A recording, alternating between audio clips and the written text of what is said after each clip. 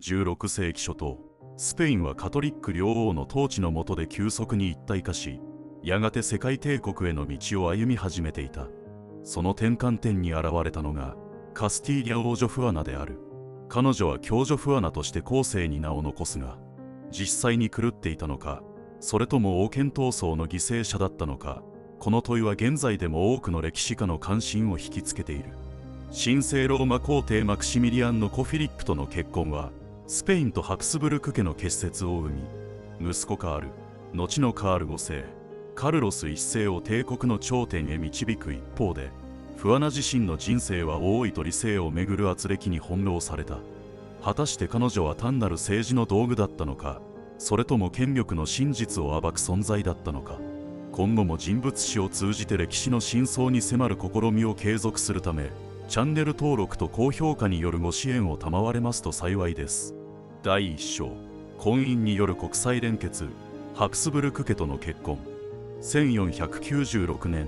フアナ・デ・カスティーリャは神聖ローマ皇帝マクシミリアン1世の息子フィリップ美公と結婚した。この政略結婚はスペイン王権とハプスブルク家の連携を深める国際戦略の一環であり、当時のヨーロッパにおける勢力均衡に大きな影響を及ぼした。式典はブルゴーニュのコトリエージュで行われ、フアナはフィリップの宮廷文化に圧倒されつつも深い愛情を抱いたとされている。この婚姻の背景には、カトリック両王フェルナンドとイサベルによる反フランス包囲網の構築という明確な戦略が存在した。フランス王シャルル8世がイタリア進出を進める中、カスティーリャ・アラゴン両王国はハプスブルク家との協力でこれを牽制しようとしていた。フアナの結婚はその外交的要衝になっていたのである。周辺諸国においてもこの結婚は注目された。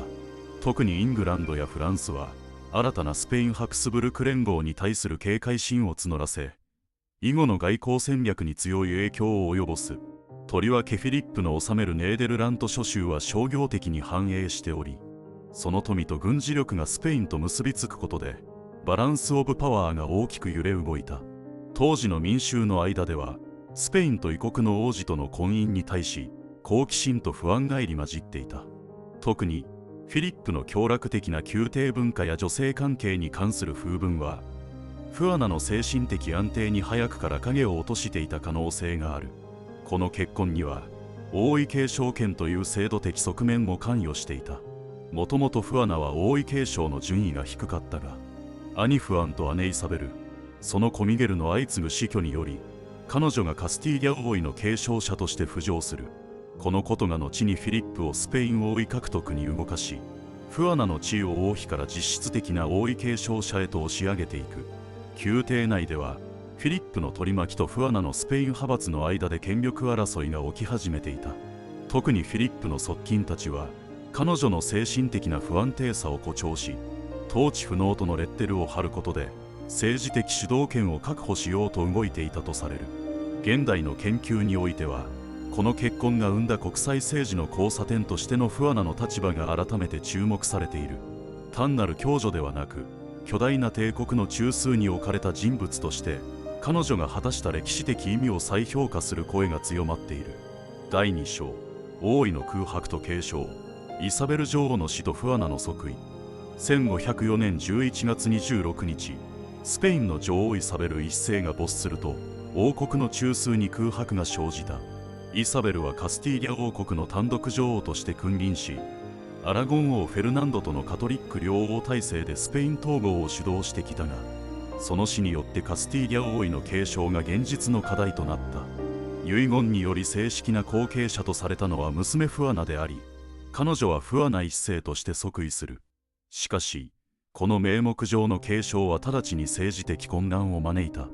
この出来事の背景には、カスティーリャとアラゴンの連合体制という微妙な国家構造があった。両王国は同一君主の下にあっても制度的には別個であり、女王の死によって再び権限が分離される危険が指摘されていた。フェルナンドは娘の摂政を望んだが、王国貴族たちは夫フィリップを推し、権限をめぐる緊張が一気に高まる。周辺諸国、とりわけハプスブルク家と神聖ローマ帝国の宮廷では、フアナの即位はスペイン内政への正当な介入機会と捉えられた。フフィリップは王妃としての立場を強化するため、カスティーリャへの帰還と即時の実権掌握を画策。外交上、彼はフェルナンドに圧力をかけるためフランスと接近し、ルイ12世との同盟をほのめかすほどであった。民衆の反応は二分された。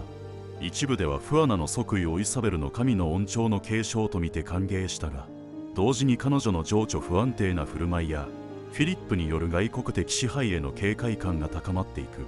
市民や商人階級の間には不確かな政権交代に伴う貨幣価値や税制の混乱への不安もあった。制度的に重要なのはイサベルの遺言がフェルナンドが摂政を務めることを認めていた点である。これが後にフィリップ派とフェルナンド派の間で摂政の正当性をめぐる法的対立を引き起こす要因となった。フアナ本人はこの間、政治的意思表示をほとんど行わず、実権を握る周囲の争いに巻き込まれていく形となる。この時期、フェルナンドはハプスブルク勢力に対抗するため、ナポリ王国での軍事行動や新たな再婚などを通じて影響力を維持しようとした。一方、フィリップの周囲では、フアナの精神的異常を公式に認定させようとする計画が進み始める。彼女の意思を排除することで、王権を事実上掌握しようとする動きだった。現代の研究では、イサベルの死後に現れたこの王位の二重権力状態こそが、フアナの政治的運命を決定づけたとされる。王位を持ちながらも統治能力を否定され、政治の主導権を周囲に委ねざるを得なかった彼女の状況は、王権真珠説と現実政治の衝突を象徴する事例と言える。第3章、王妃の死と狂気の烙印。フィリップ尾行の急死とフアナの排除。1506年9月25日、ブルゴーニュ公フィリップ1世、すなわちカスティーリャ王として即位したばかりのフィリップ尾行がわずか28歳の若さで急死した。死因はチフスとされるが、当時から毒殺説も根強くささやかれた。フアナにとっては愛憎の交錯した関係にあった夫の突然の死が精神的打撃となっただけでなく、政治的にも完全な孤立を意味していた。ここから彼女の狂気とされる一連の言動が記録に現れ始める。この死の背景にはフィリップによる急進的な政権掌握があった。1506年6月、カスティーリャに上陸した彼はフェルナンドを事実上追放し、王権を単独で行使し始めていた。だが若年で経験の乏しい彼の統治は貴族との調整を欠き、内政は不安定化していた。フィリップの急死は単なる個人の死にとどまらず、カスティーリャにおける王権の正当性を再び揺るがす事態をもたらした。周辺諸国ではこの事件が一種の王位の空白として注視された。特にフランス宮廷ではスペインの政治的空白に乗じた外交戦略が模索され、ナバラ王国への介入の動きも見られた。ハプスブルク本国ではマクシミリアン一世が孫カール、後の皇帝カール5世を新たなスペイン支配の要にしようと動き出す。カスティーリャの民衆はフィリップの死に際しては一時的な悲嘆に包まれたが、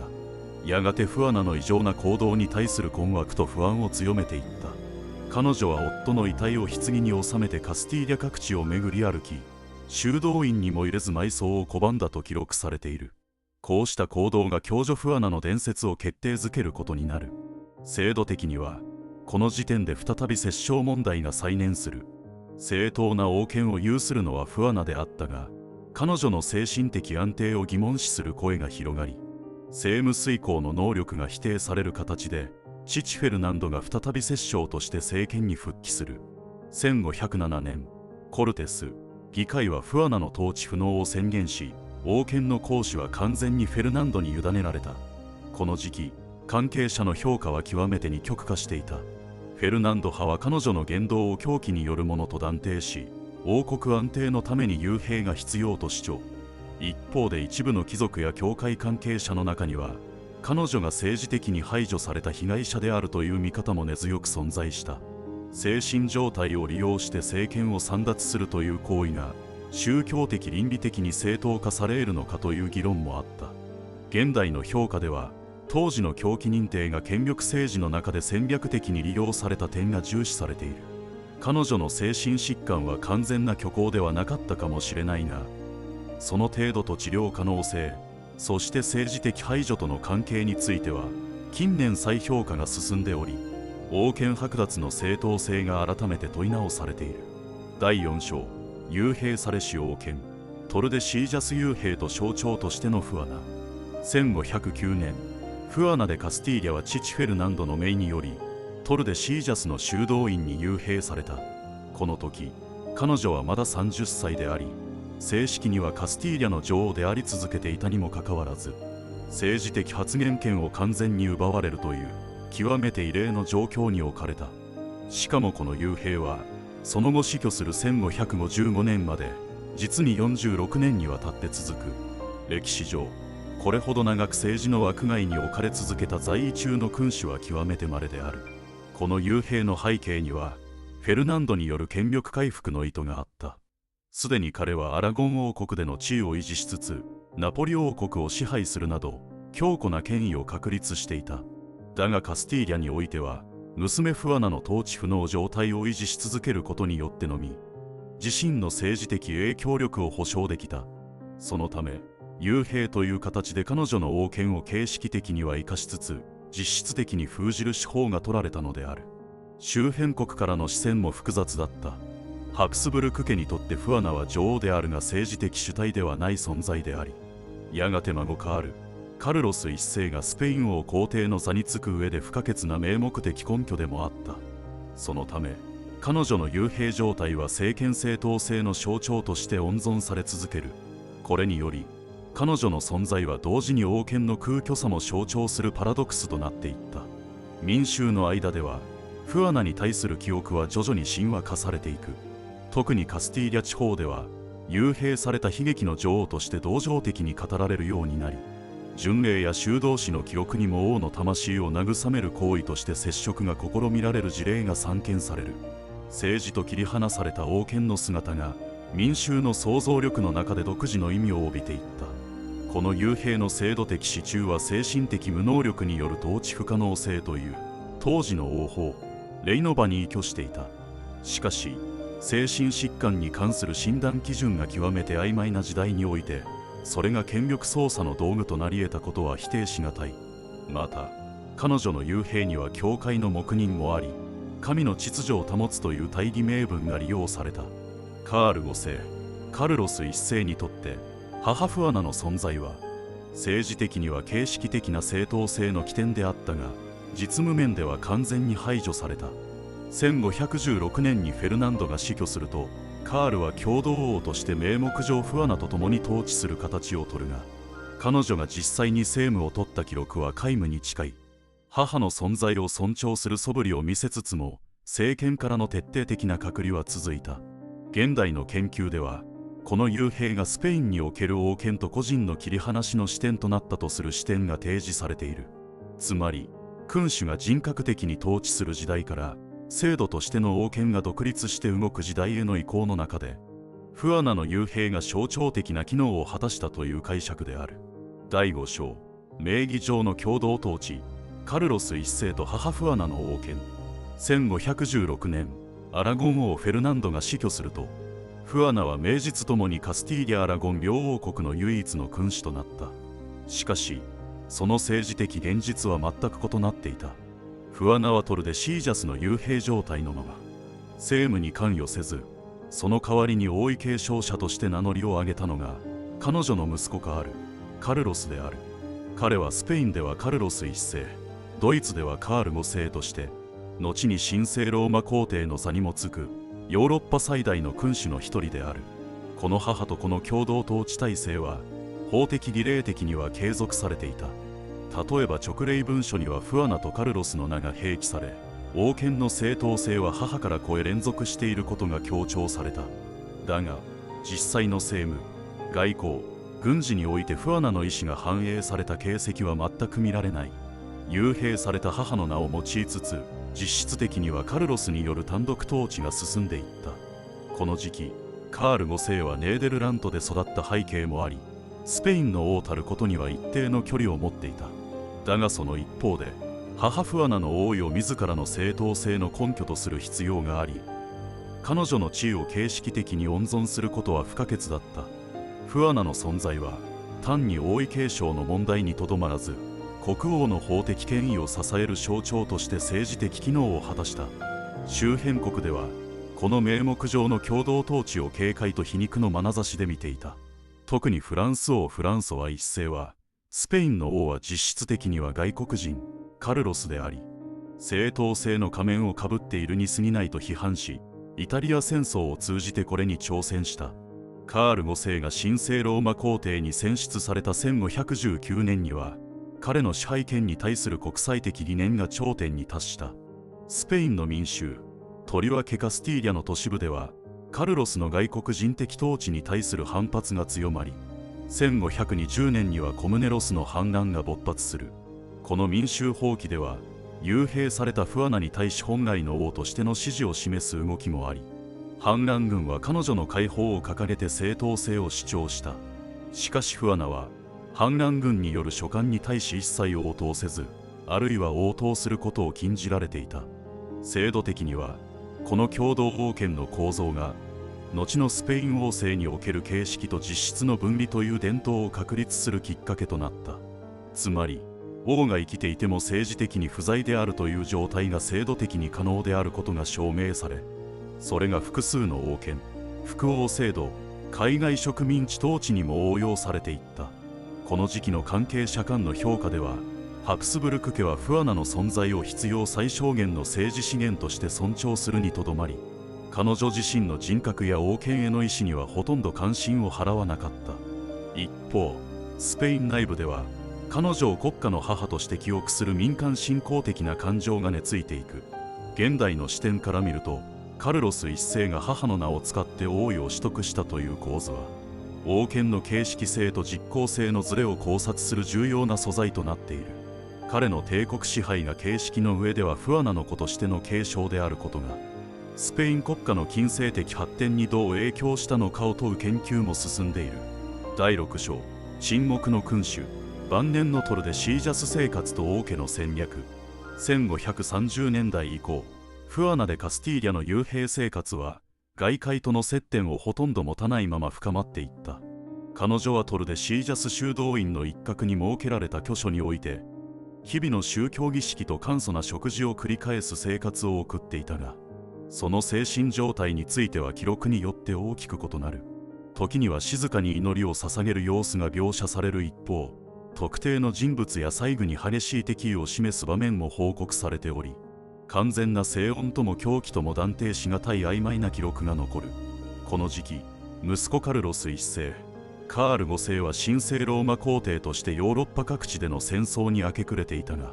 母フアナの存在を利用し続ける戦略は変わらなかった。1530年に正式に皇帝に戴冠した後も、スペイン王国の名義上の正統君主は依然としてフアナであり続けた。彼女の存在はカルロスにとって支配の根源を物語る神話的装置であり、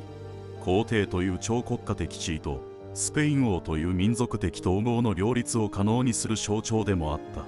外交的にもフアナは沈黙の存在でありながら、条約文書などにはその名が形式的に用いられることがあった。